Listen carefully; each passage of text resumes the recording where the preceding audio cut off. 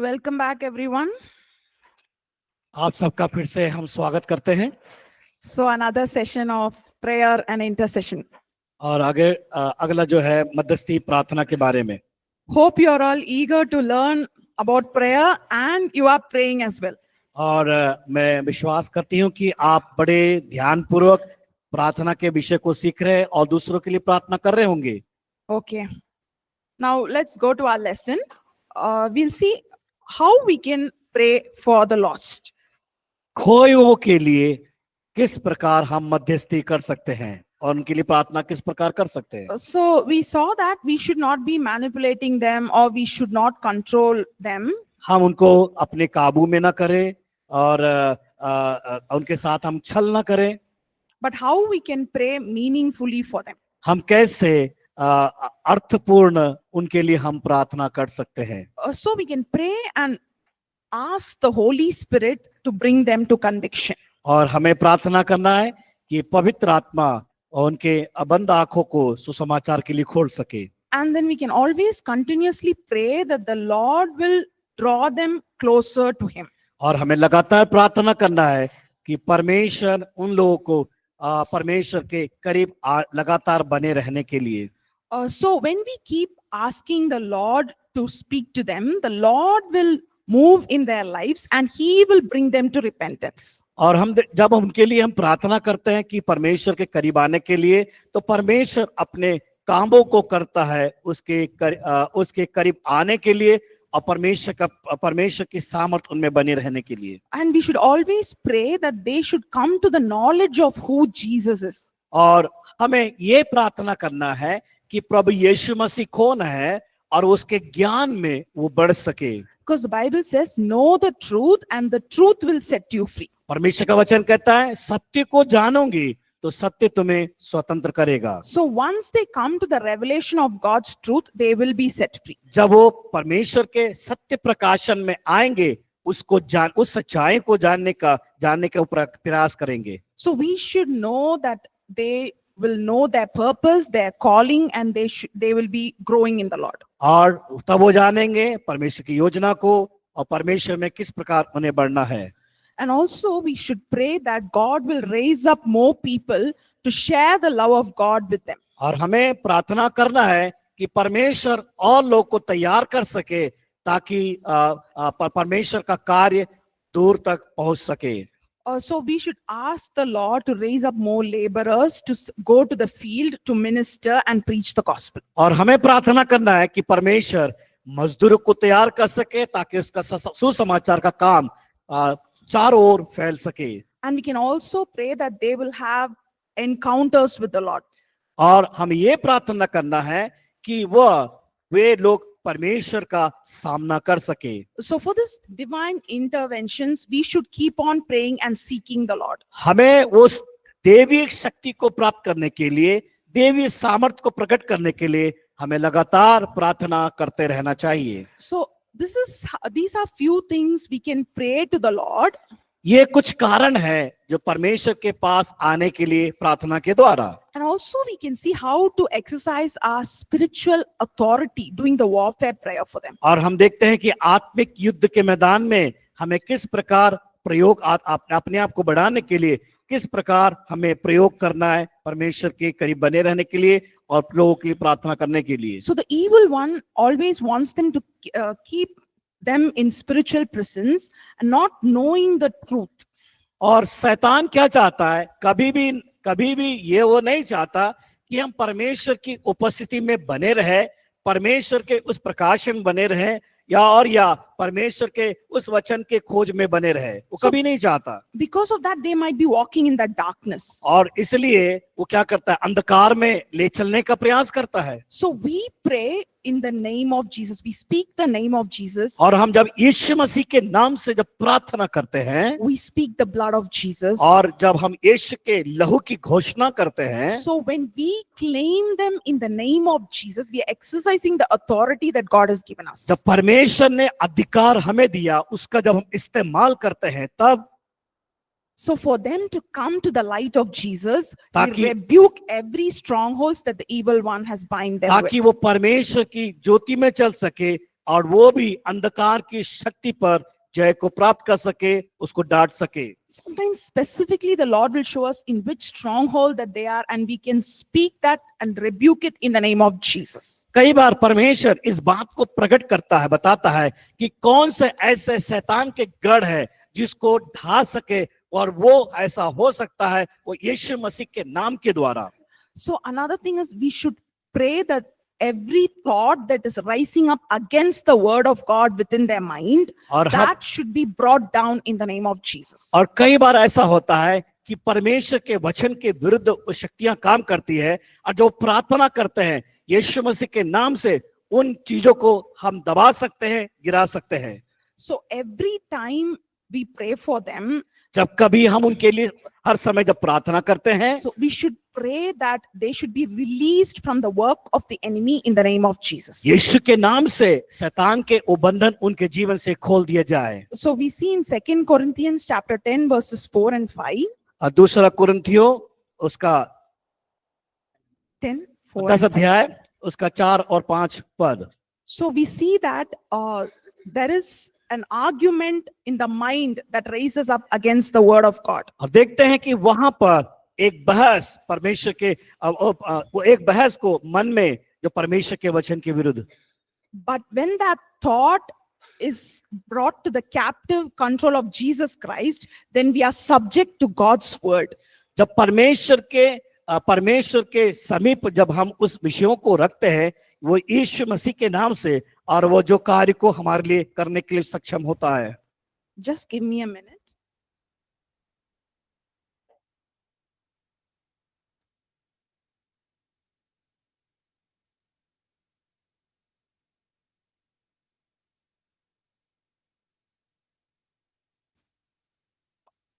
Online, is the video clear?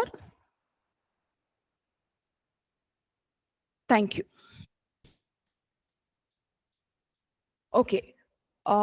Then we see in Philippians chapter 4 verse 8, whatever things are noble, whatever things are pure, and whatever things that are true and lovely, that which is of good report, that we should be thinking and meditating. फिलिपियों की पत्री उसका 4 अध्याय 8 पद के अंदर 4:8. 4 अध्याय उसका 8 पद में हम देख सकते हैं। कोई पढ़ सकते हैं?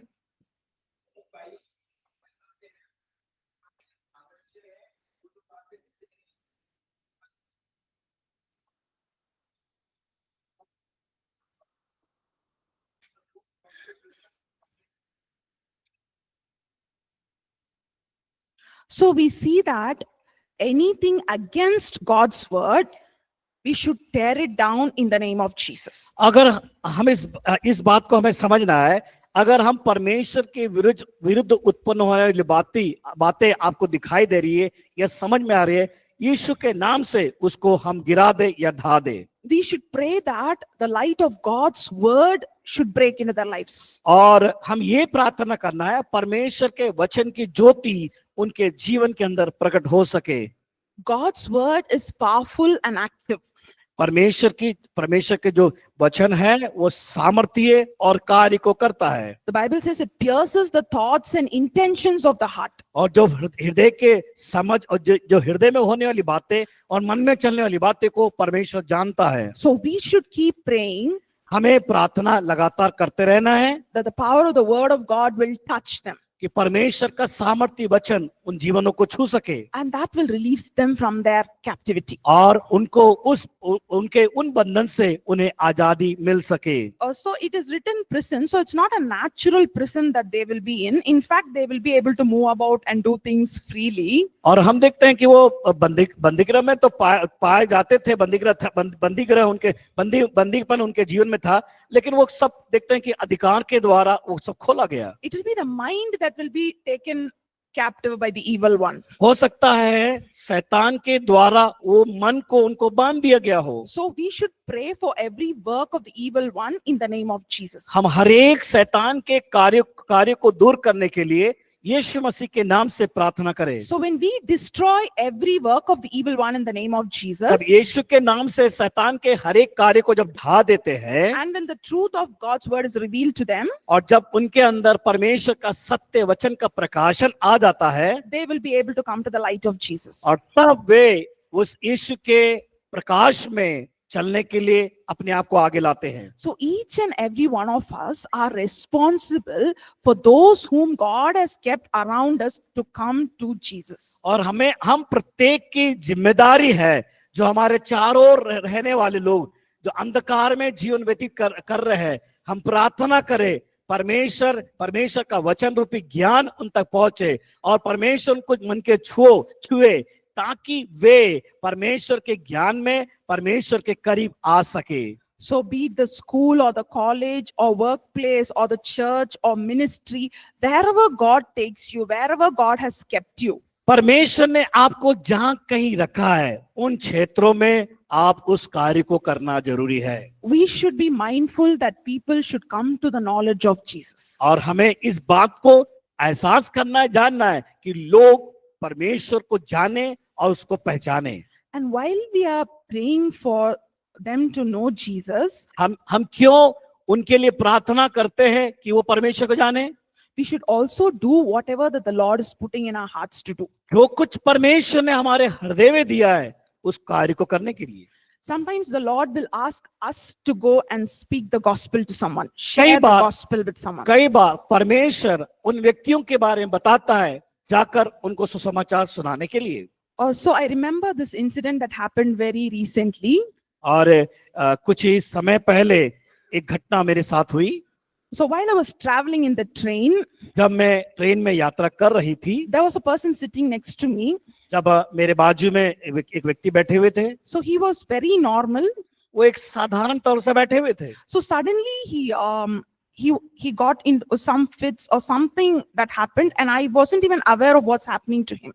और अचानक उस व्यक्ति के जीवन में कुछ हुआ, जिस प्रकार बिरगी टाइप आता है, उस प्रकार के उसके शरीर में हुआ। And suddenly I realized, and I started speaking the name of Jesus without my knowledge. और मेरे समझ से बढ़कर मैंने क्या किया, परमेश्वर के प्रभु का नाम लेकर, अधिकार को लेकर मैं प्रार्थना करना शुरू की। So later after he was being calm and others were helping him also. जब दूसरे लोग उसकी सहायता कर रहे थे, वो थोड़ा शांत हुआ। Then after 10 minutes, I thought, let me not say anything because he's already going through something. So the Holy Spirit was telling me, speak, share the gospel, share the gospel. कुछ समय के बाद थोड़ी देर वो शांत हो गया और परमेश्वर का आत्मा मुझे कुछ बात बता रहा था कि नहीं, उसके साथ बातें करो, उससे वार्तालाप करो। So by his name, I know he is not a believer. और उसके नाम को मैंने सुना तो मुझे मालूम पड़ा कि वो विश्वासी नहीं है। Maybe another faith. वो दूसरा विश्वास को करता है। So because the Lord said, I didn't know how to start, I just asked him, can we pray? मुझे नहीं मालूम किस रीति से उससे बातें करना है, लेकिन मैंने उससे पूछा, क्या मैं आपके लिए प्रार्थना कर सकती हूँ? After asking, I didn't know what was going to happen. और मुझे नहीं मालूम उसके बाद क्या होगा करके। So when I just turned, he was already in a position to pray. और मैं जब उसको मुड़कर देखती हूँ, वो उस प्रार्थना में वो बन गया। So we started praying. और प्रार्थना करना शुरू किए। So after praying, I started a communication with him. प्रार्थना के बाद मैंने उससे वार्तालाप करना शुरू की। And he was telling about his name and what he was doing and all those things. और उसने सारी बातें बताया कि क्या करते हैं, क्या नहीं करते करके। And slowly I shared the gospel. मैं धीरे से सुसमाचार को उसको सुनाया। He's living in Tamil Nadu, in one small city in Tamil Nadu. और वो तमिलनाडु के एक छोटे से स्थान में वो रहते हैं। So I also gave him a place where he can connect to and have a fellowship with. और मैंने उनको प्रार्थना के लिए संपर्क करने के लिए उनको नंबर दिया या उनको पता मैंने बताई। And to my surprise, he took all the numbers and contacts and he received whatever I was sharing. जो कुछ मैंने उसे वार्तालाप के द्वारा, बातचीत के द्वारा बताया, उसने ग्रहण किया और नंबर को लिया।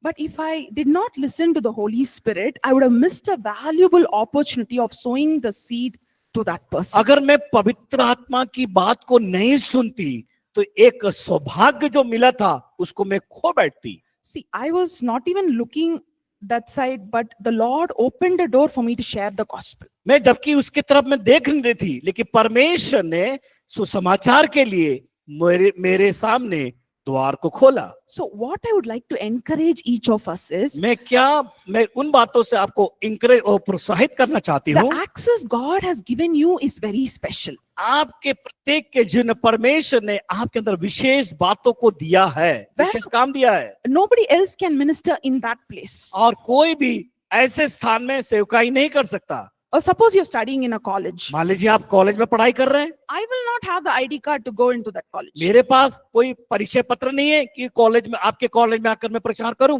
You're working in a corporate. क्योंकि आप कोई ऐसे बड़े कंपनी में काम कर रहे हो। I don't have the ID card to enter that place. मेरे पास वो परिचय पत्र नहीं है कि ताकि वहां प्रवेश करूं और उस काम को मैं करूं। But you know Jesus. आप यीशु मसीह को जानते हैं, You are studying there, you're working there. आप वहां पर काम करते हैं और वहां पढ़ाई करते हैं। You pray to God, आप परमेश्वर से प्रार्थना करें and when you ask God to open the doors, और आप मांगे कि परमेश्वर वहां पर द्वार खोल के दे, He will open the doors. वो द्वार खोल के देगा आपके लिए। So what I'm saying is, while we are praying for laborers, while we are asking God to send people to the field, we ourselves can minister to God in whatever way God has for आप us. परमेश्वर का मैं क्यों सारी बातें को बताई आपको कि हम प्रार्थना करें, परमेश्वर हमारे लिए द्वार खोले और जो कार्य परमेश्वर ने हमें दिया उसको हम कर सके। And also, we should be mindful of certain things when we are involved in this spiritual warfare. और इस आत्मिक युद्ध में हमें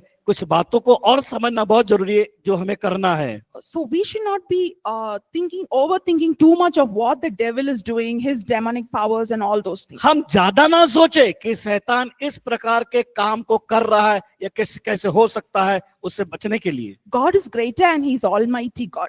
वो परमेश्वर सामर्थी है। So we are going in the name of Jesus and in the power of Jesus. हम यीशु मसीह के नाम से जाते हैं और यीशु मसीह के सामर्थी नाम से भी हम खड़े होते हैं। We are completely dependent on him. हम पूरी तरह से उस पर आश्रित हैं। So we go in that authority which Jesus has given us. हम यीशु जो चाहता है उस अधिकार को लेकर हम जाएं। So the more we spend time alone with God, being intimate with God, जब हम परमेश्वर के साथ मुलाकात करते हैं, रिश्ता बनाते हैं, उस प्रार्थना करते हैं, he fills us with his strength. और वो हमारे अंदर सामर्थ को देता है, He gives us his wisdom वो हमें बुद्धि और समझ देता है, and we are able to minister. और तब हम योग्य होते हैं सेवा को करने के We लिए। are able to pray with the right direction. हम योग्य बनते हैं सही निर्देश को प्रार्थना के द्वारा करने के लिए। We will be sensitive to the voice of the Holy Spirit. हम परमेश्वर के आवाज को सुनने के लिए अपने आप को तैयार करें, So these are some things we should be mindful of. और हमारे मन में इन बातों को भरना है, चित्रित करना है। And also let us see about Caleb, a person who was traveling with the children of Israel. हम देखते हैं जो कालेब के जीवन से हम देखते हैं कि जब वो इस्राएलियों के साथ वो चल रहा था, And we see Joshua and Caleb stood out in faith when the children of Israel could not see जो the land of परमेश्वर Canaan. के बच्चों के लिए यहोशू और कालेब विश्वास में मजबूती के साथ खड़े हुए उनके मार्गदर्शन के लिए। So the reference is given here in Joshua 14:6 to यहाँ 15. पर वचन आपको दिया गया यहोशू की पुस्तक 14 अध्याय 6 से 15 पद तक। You can read it later. आप बाद में इसको पढ़िएगा। See, Caleb is reminding Moses of the promise that Moses gave him when he was 45 years old.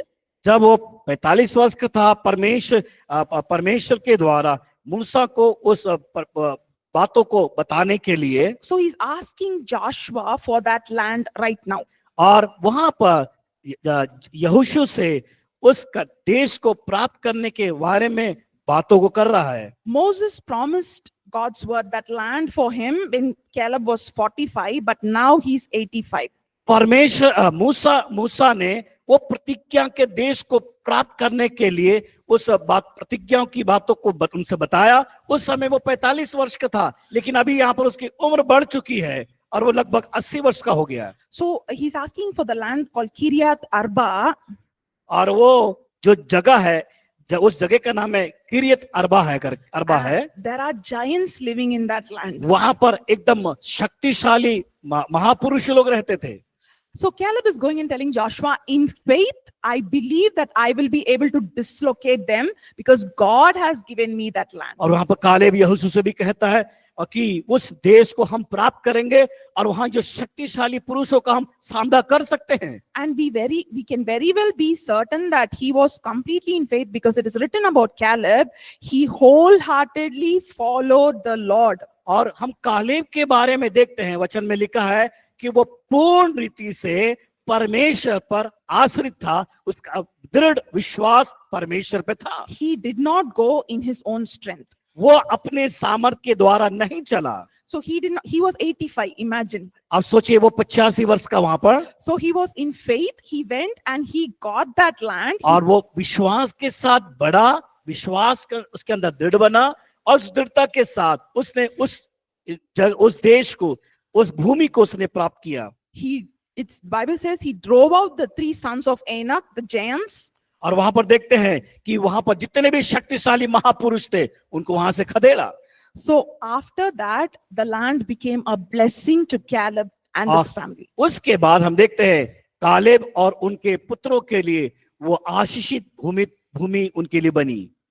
So that place became Hebron. और वहां पर जो हिब्रोन लोग थे, हेब्रोन लोग थे, that in the olden days it's a city of refuge. और वो का जो शहर, वो जो वहां पर देखते हैं कि जो शरणार्थी लोगों का स्थान था, of friendship and confidence. और वहां पर मित्र लोग, और वहां पर मित्रों का स्थान और संग था वहां पर। So similarly, I would like to encourage each of us, if God has promised you something in his word, through a word it's spoken, it's done already in heaven. एक बात याद रखना, परमेश्वर ने उन प्रतिज्ञाओं को हमारे अंदर दिया है, हमारे अंदर डाला है, हमें दिया गया है, वो परमेश्वर ने ऑलरेडी उस काम को स्वर्ग में पूरा कर चुका है। So Caleb knew that the land belonged to him because of God's word. और कालेब ने इस बात को एहसास कर लिया कि परमेश्वर ने वो भूमि, वो जगह उन्हें दे दी है। He went and asked for it. और वो गया, उसे मांगा। The Lord helped him to overcome. परमेश्वर ने उसकी सहायता किया उस कार्य के लिए। So similarly, if there are any life situations in our life or anything that you're facing right now, ask the Lord and he will do it for you. अगर मैं और आप किसी प्रकार की परिस्थिति में से होके जा रहे हैं, कोई समस्या में पड़े हैं, हमारा एक ही काम है, परमेश्वर से मांगे और परमेश्वर से प्रार्थना करें, और वो परमेश्वर क्या करेगा, हमें उससे बाहर निकालेगा। Nothing can oppose God's word in our life. हमारे जीवन में कभी भी परमेश्वर के वचन का विरोध न करें। The Bible says, if God be with us, who can be against अगर us? जब परमेश्वर हमारी ओर है तो शत्रु हमारा क्या कर सकता है। So be it our own personal lives to be a blessing to others, हम हमारे जीवन के द्वारा दूसरों के जीवन को आशीषित करें, or to pray for others meaningfully. और हम दूसरों के लिए अर्थ भरी प्रार्थना को करें। We claim and stand in the word of God. हम परमेश्वर के वचन में खड़े हो और उस वचन के द्वारा घोषणा को करें। And as we move further to lesson 17, जब हम 17वें अध्याय की ओर जाते हैं, so these are how to pray for the city, region and nations. हमें कैसे अपने शहरों के लिए, क्षेत्रों के लिए और राष्ट्रों के लिए प्रार्थना करना है। So because God's heart is for his people. और परमेश्वर का हृदय वो लोगों के अंदर डाला गया है। So like I said already, each of us are from different parts of India and each of us have a role to play wherever God has kept us. परमेश्वर ने हमें भारत के अलग अलग स्थानों से, अलग अलग राज्यों के स्थानों से लेके आया। हमारे अंदर वो शक्ति, वो कार्य हमारे अंदर डाला हुआ है। In the Bible also we have examples. Bible में हम बहुत से उदाहरणों को देखते हैं। See, we saw yesterday how when God's anger was burning against Sodom and Gomorrah, देखते हैं कि परमेश्वर का क्रोध किस प्रकार सदोम और अमोरा के ऊपर पड़ा। Abraham prayed for the city. और अब्राहम ने उस शहर के लिए प्रार्थना की। So he stood in the gap pleading with God. और वो उसके बीच, उसका बिछुआई उस अब्राहम ने परमेश्वर और लोगों के बीच में किया। So likewise we see God sent Jonah to spread the gospel to Nineveh. हम देखते हैं कि योना को परमेश्वर ने खड़ा किया वहां निनवे में परमेश्वर का वचन को संदेश पहुंचाने के लिए। So even though Jonah did not want to go initially, और वो निनवे में जाना नहीं चाहता था, but later he obeyed God and he went. लेकिन बाद में उसने परमेश्वर की बात को माना और वो उस जगह में गया। We see that Nineveh accepted God by fasting and और- changing in और- repentance to God. हम देखते हैं वो निनवे जो राष्ट्र था, वहां पर उन्होंने उपवास प्रार्थना किया और वो पूरा देश बदल गया, उन पापों से उन्होंने छुटकारा पाया। We also see that Jesus wept for Jerusalem. देखते हैं यीशु मसीह ने यरूशलेम के लिए आंसू को बहाया। So why did Jesus weep? क्यों यीशु मसीह रोया? Because they did not know the things that would give them peace. They did not accept the Messiah. क्योंकि वे लोग मसीहा को ग्रहण नहीं कर रहे थे, So अपना नहीं रहे थे, his heart was so burdened for them और उनके प्रति यीशु का हृदय भारी बोझ से बढ़ गया। because he know that they have to go into captivity and later exile and they suffer and they have to come back. They know, he knew. वो यीशु मसीह जानता था वो लोग किस प्रकार बंधुआई में जा रहे थे, बंधुआई में पड़े हुए थे। So we are called to pray for our land. परमेश्वर ने हमको इसलिए बुलाया कि हम अपने शहर और अपने अपने क्षेत्र के लिए प्रार्थना कर सके। Can I request one of us to read 2 Chronicles 7:14? हम आप में से कोई एक जन पढ़े दूसरा इतिहास की पुस्तक उसका 7 अध्याय 14 पद।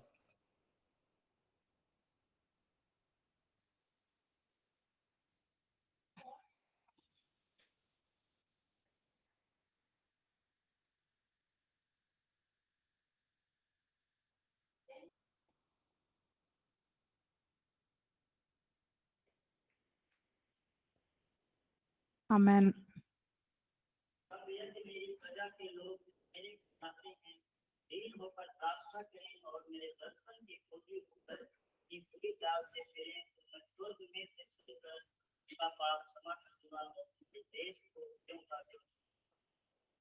So what does it say here? If my people who are called by name humble themselves and seek the Lord. यहाँ पर हम क्या देखते हैं, जो परमेश्वर का वचन कहता है कि अगर जो मेरे नाम से वो अपने आप को जो दीन करते हैं, नम्र करते हैं, जो बुलाए हुए लोग हैं, The Lord will hear us तो परमेश्वर सुनता है and heal the land.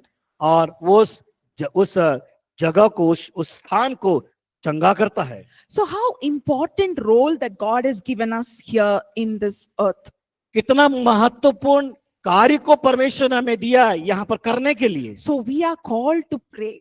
परमेश्वर ने हमें बुलाया प्रार्थना करने के लिए। And God sees us as individuals and also as communities. और परमेश्वर चाहता है कि हम व्यक्तिगत तौर से प्रार्थना करें और समूह के लिए भी प्रार्थना करें। So that is why when we come together, we can also pray for us as individuals and also for the community where God has kept us. परमेश्वर ने हमें बुलाया कि हम समूह के लोगों के लिए, समूह के लिए और व्यक्तिगत जीवन के लिए हम प्रार्थना करें। And as we already saw, we are called to pray wherever God has kept us. और हमने एक बात और देखा कि जहां कहीं जिन क्षेत्रों में परमेश्वर ने हमें रखा, हम उन लोगों के लिए, उन क्षेत्रों के लिए भी प्रार्थना करना है। So we see even in the Bible that God speaks to certain cities, certain communities. He brings his word specifically for certain communities and cities. परमेश्वर का वचन में लिखा है शास्त्र में कि हम शहरों के लिए, समुदाय के लिए, राष्ट्र के लिए हमें प्रार्थना करना है। And some of them received his word happily. और बड़े खुशी के साथ कई लोगों ने इस बात को समझा और प्राप्त किया है। And some couldn't receive him. और कुछ लोगों ने ग्रहण नहीं किया। So let us remember to always pray that God has a vision, God has a purpose for each city, for nation, for his will to be fulfilled. इस बात का ध्यान रखना है कि परमेश्वर की योजना पूरी होना है, तो हमें अपने आप को तैयार करना है और हम उस दर्शन के लिए हमें प्रार्थना करना है और उस काम को लेकर आगे बढ़ना है। So for in that specific city, in that specific place, to exercise God's authority, we speak the name of Jesus and use the authority what God has given us. हम उस क्षेत्रों में जाएं, उस शहरों में जाएं और विशेष अधिकार को लेकर परमेश्वर की ओर से हम उनके लिए प्रार्थना करें। And we see that when we pray, God's purpose is being released on that city. जब कभी हम प्रार्थना करते हैं, परमेश्वर अपने उस मन की बातों को उस प्रकाशन के द्वारा हमें देता है। So we see that Jerusalem was originally ordained for the peace of God to be in that place, a peace of joy. देखो हम देखते हैं कि यरूशलेम को शांति का शहर, शांति का जगह करके नियुक्त किया गया था। But today we see that there's a lot of conflict going on और वहां because पर of the evil one. अभी हम देखते हैं कई शैतान की शक्तियां या पाप का काम वहां पर हो रहा है। And also God notices the sins of the city. और परमेश्वर तब से वहां उन लोगों को, उस शहर को जानता है। So as a church, we can shift the spiritual atmosphere of that city. और हम कलीसिया से ये मांगे कि आत्मिक जो स्तर है वहां पहुंचे और वहां पर उस काम को देखने पाए। Because the light of Jesus will penetrate through us. और परमेश्वर की ज्योति हमारे द्वारा उन पर काम कर सके। So we are called to watch over our city. और हमें परमेश्वर ने नियुक्त किया है उस शहर की रक्षा करना, ध्यान करना। How can we set up a watch? It's only in prayer. हम कैसे कर सकते हैं? केवल प्रार्थना के द्वारा। And we should also pray that God will give us insight into that city, how to pray, and according to God's leading, we should pray for each city. और हमें हर एक शहर के लिए परमेश्वर की इच्छा के अनुसार प्रार्थना करने की आवश्यकता है। So we should pray that God will protect their faith, God will bring them to faith. All we can use that authority in prayer. हम प्रार्थना में उन अधिकारों को इस्तेमाल करें ताकि परमेश्वर की सुरक्षा, परमेश्वर के दया उन पर बनी रह सके। And also while interceding for the nation and for the city, for specific city, we should not consider only our church or our ministry. We should work in fellowship with those that God has kept in the entire city. हमें केवल एक ही जगह अपने लोगों के लिए अपने कलीसिया में रहकर प्रार्थना नहीं करना, लेकिन परमेश्वर ने हमें दिया है कि सारे समूह, सारे शहरों के लिए वहां पर रहकर, वहां पहुंचकर हम प्रार्थना कर So सकें। when all of God's children work in unity, God's power and God's love is being manifested. जब हम एकता में होकर हम उस कार्य को करेंगे तो परमेश्वर के उन महान कार्यों की उपस्थिति को हम देखने पाएंगे। So we are called actually to build God's kingdom here, not our own ministry or not our own work. परमेश्वर ने अपनी सेवकाई खड़ा करने के लिए या अपना बनाने के लिए नहीं, बल्कि परमेश्वर के राज्य की स्थापना करने के लिए मुझे और आपको बुलाकर अलग किया है। So as we pray for the citywide church, we should remember to pray for the pastors, the elders, the leaders, whomever God has involved and kept in that spiritual authority over that place. एक बात याद रखना है, हम अपने शहर के लिए, सुरक्षा के लिए, और साथ साथ आत्मिक जो अगुवे हैं, जो सुरक्षा देते हैं, जो पहुरे करते हैं, रखवाले हैं, पहरेदार है, रक्षक है, हमारे पासबान, उन सब के लिए हमें प्रार्थना करना अति आवश्यक है। We should pray for God's wisdom to be released on them so that they will work in unity and love for God's kingdom to be brought here. हमें प्रार्थना करना है वो परमेश्वर की एकता में चल सके, चरवाई कर सके, अगुवाई कर सके और शहर की वो रक्षा कर सके। And when we pray in according to God's will, जब हम परमेश्वर की इच्छा के अनुसार प्रार्थना करेंगे, so God will build his kingdom here for his purposes and for his glory. परमेश्वर वहां पर उसकी महिमा के लिए, उसके महिमा के लिए और उसके आदर के लिए तैयार करेगा, खड़ा करेगा। And also, as we saw in 2 Chronicles 7:14, we are called to confess for the sins of others as a community, take it on our behalf and repent on their behalf. और परमेश्वर का वचन जिस प्रकार हमने पढ़ा उसमें बताया गया है कि हमें पूरे शहर के लिए, पूरे देश के लिए, जिस प्रकार इतिहास में पढ़ा, हम लोगों के लिए प्रार्थना करना है ताकि हमारा जगह, हमारा क्षेत्र आशीषित हो सके, चंगाई को पा सके। So we saw how Moses, how Abraham pleaded for God's mercy based on God's righteousness, not on our goodness. देखिए मूसा के बारे में, अब्राहम के बारे में, वो परमेश्वर की ओर से उन धार्मिकता को पाया और वो धर्मी बनकर अपने क्षेत्र के लिए, अपने लोगों के लिए उन बिचौई के रूप में खड़े हुए। So it is God's will that none should perish. और परमेश्वर चाहता है कोई भी नष्ट ना हो। He wants everyone to come to the saving grace of God. हर व्यक्ति, हर जन परमेश्वर के अनुग्रह में को प्राप्त कर सके। So when we plead God's mercy over people, जब हम लोगों के ऊपर परमेश्वर की उस हम परमेश्वर से मांगते हैं, that moves the heart of God.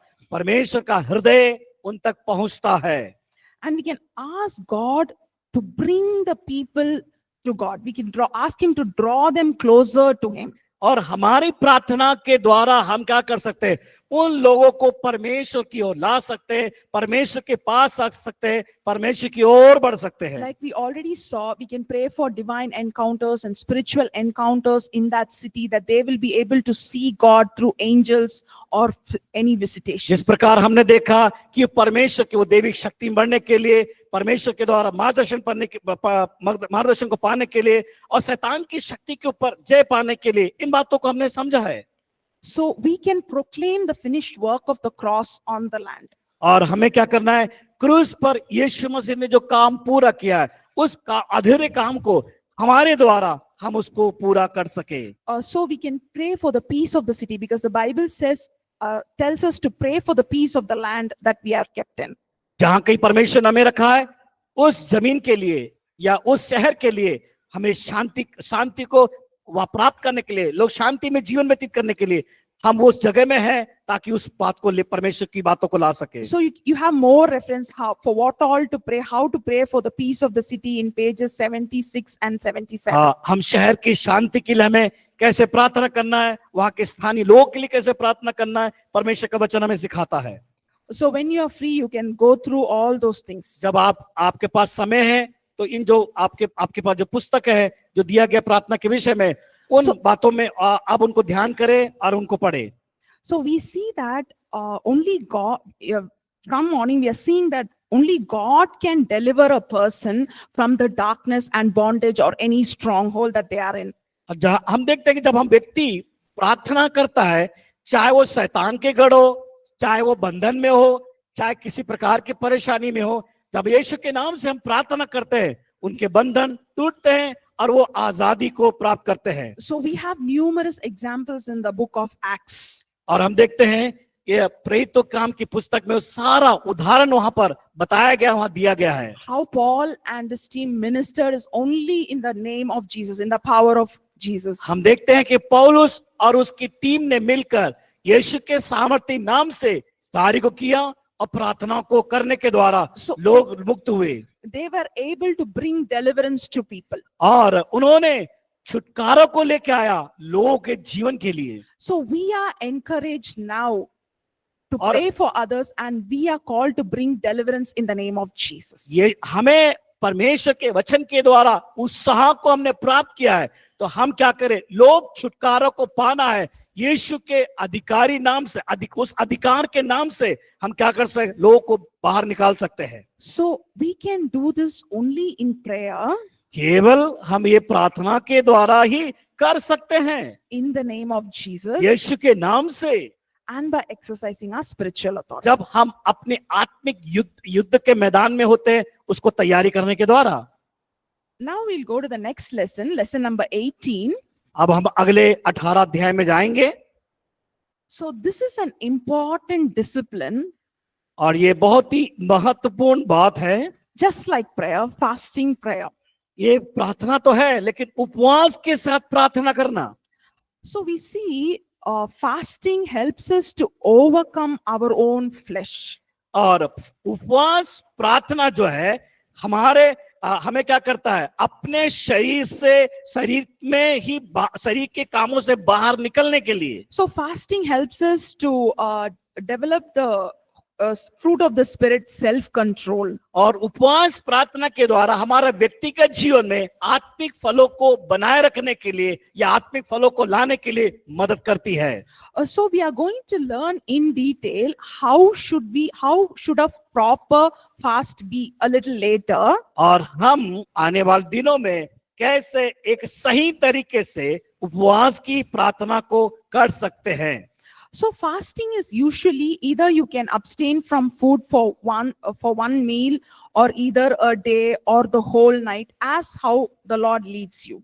ये उपवास करने का जो तरीका है, या तो हम एक टाइम का भोजन को हम छोड़ दें, या एक दिन का भोजन को छोड़ दें या एक रात की भोजन को छोड़ सकते हैं। And we also fast individually, or also we can fast as a group of believers. हम व्यक्तिगत तौर से भी उपवास कर सकते हैं और दूसरा सामूहिक तौर से भी उपवास कर सकते हैं। So can we read from Matthew chapter 6 verses 16 to 18? मत्ती रचित सुसमाचार उसका 6 अध्याय 16 से 18 पद को पढ़ेंगे।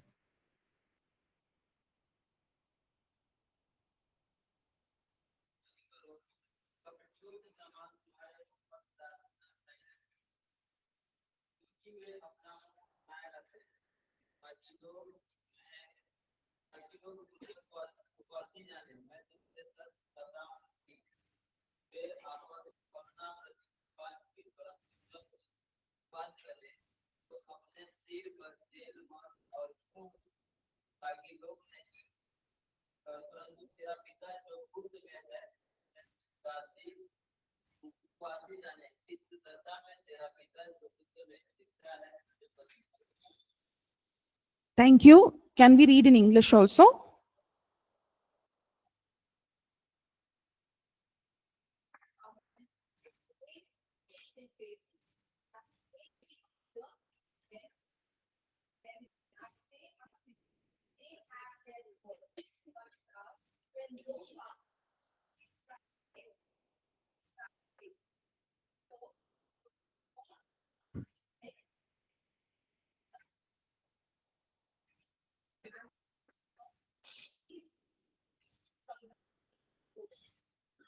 Thank you. So we see, if we fast the way the Lord wants us to fast, there is a reward for fasting also. देखिए, हम परमेश्वर के वचन के तरीके से या परमेश्वर के अनुसार हम प्रार्थना करते हैं, परमेश्वर उसका प्रतिफल हमें देता है। We saw about prayer also the same thing. प्रार्थना में हमने देखा वही तरीका।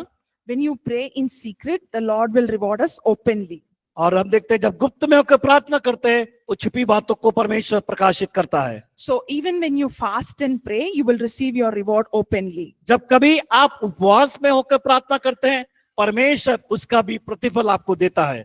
Also, as I mentioned, you can fast in various ways. Suppose you stay away from all types of food. That is one type of fast. और उपवास का करने का अलग अलग तरीका है। आप भोजन से दूर रह सकते हैं, कुछ विशेष प्रकार के भोजन के समय से दूर रह सकते हैं, और कुछ समय कुछ गतिविधियों से हम दूर रह सकते हैं। So sometimes you can choose whatever foods you like. Maybe you, for a period of time, you won't eat biryani or ice cream or whatever you like, you'll stay away from that.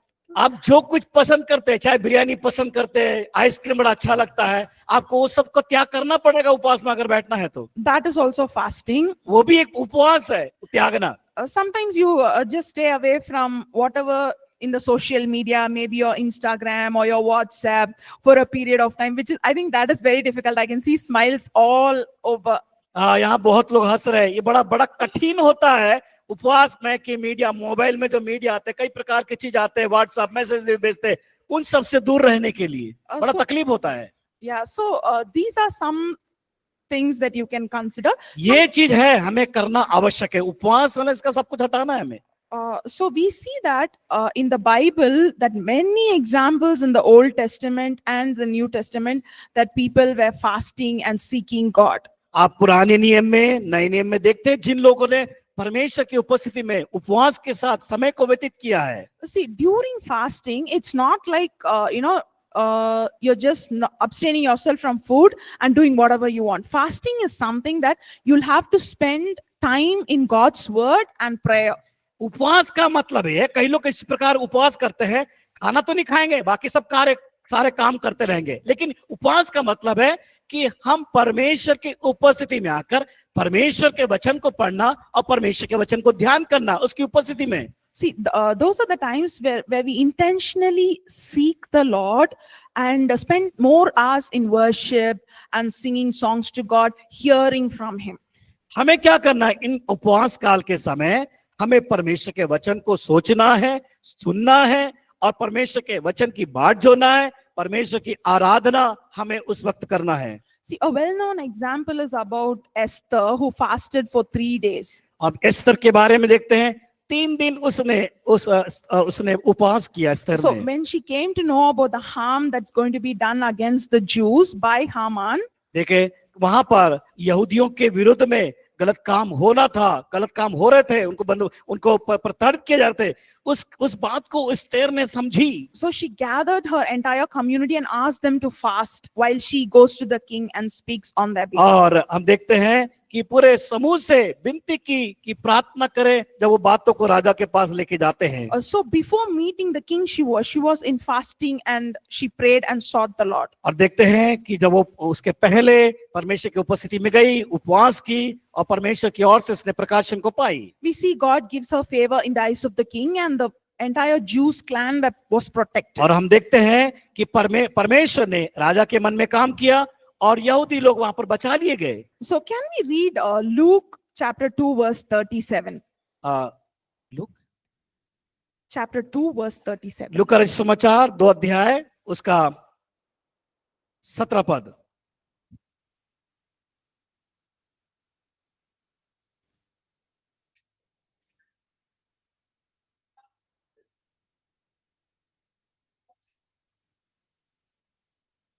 Amen. Anyone in Hindi? 2:37. लूका रचित समाचार 2 अध्याय उसका 37 पद।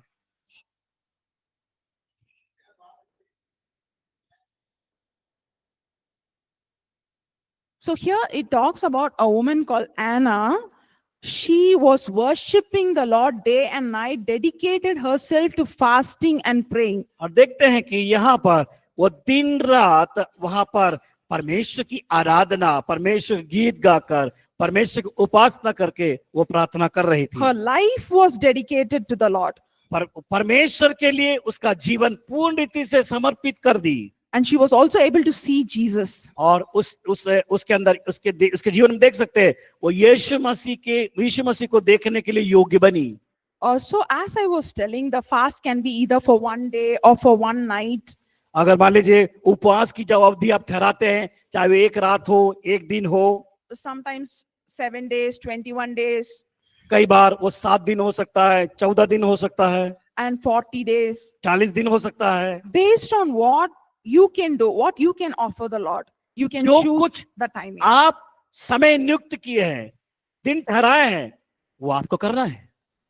So fasting prayer has many benefits. उपवास के साथ जब प्रार्थना करते हैं, कई लाभ आपके जीवन में प्राप्त कर सकते हैं। It opens doors for many of God's blessings in our life. और हम क्या करते हैं, हमारे द्वारा हम दूसरों के लिए आशीष का द्वार खोलने के लिए ठहराए जाते हैं। So when we go to God in humility and fasting, जब हम we repent of our sins. जब हम नम्रता और दीनता के साथ परमेश्वर की ओर आते, प्रार्थना करते, तो परमेश्वर हमें पश्चातापी हृदय को व्यक्त करता या प्रकट करता है। Or sometimes we might not be able to leave the sins what we are being convicted of. कई बार होता है कि पाप हमारे जीवन में होते हैं, उस पाप से हम प्रायश्चित कर नहीं पाते, परमेश्वर उन बातों को इसके द्वारा प्रकट करता है। So when we go to God in fasting, He जब हम gives us the power.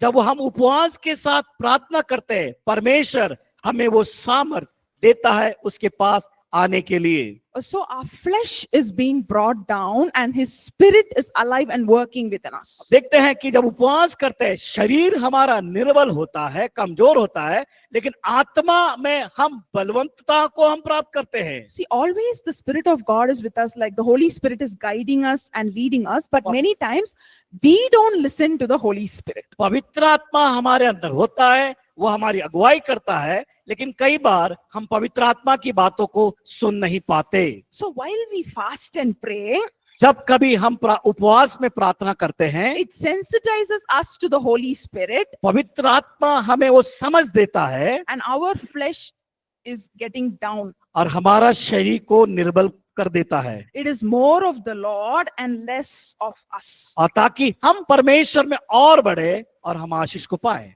Okay, we will see the other blessings after the break. Thank you. और ब्रेक के बाद फिर हम उस परमेश्वर की आशीष को देखने पाएंगे।